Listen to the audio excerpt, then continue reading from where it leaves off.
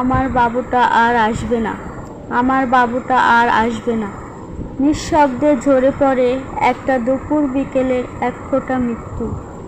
সকালবেলা স্কুলে দিয়ে এলাম, হাত নেড়ে বলেছি, যা বাবা, দেরি হয়ে যাচ্ছে তো।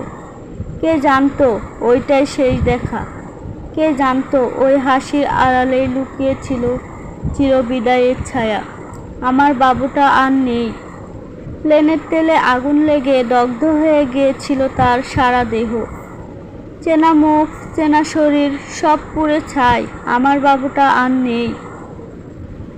সকালেও উঠতে চাইছিল না। আমি ডেকে তুলেছিলাম, বাবা, দেরি হচ্ছে তো। নাস্তা খাইয়ে আদর করে স্কুলে পাঠিয়ে দিয়েছিলাম। সেই বাবুটা আজ আর নেই।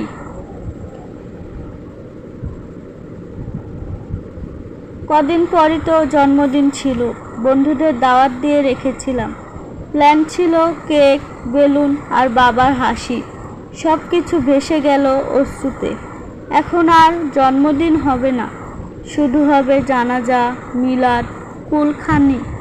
আমার বাবুটা আর আসবে না। আর কোনো দিন সে ফোন করে বলবো না, বাবা, আজ পিৎজা খেতে মন চাইছে। আর কেউ উত্তরে বলবে না, আচ্ছা বাবু, অফিস থেকে ফিরেই নিয়ে আসবো। ঈদ আসবে, কিন্তু আমার বাবুটা আসবে না। বলবে না, মা, নতুন পাঞ্জাবি লাগবে, জুতো লাগবে, টুপি লাগবে।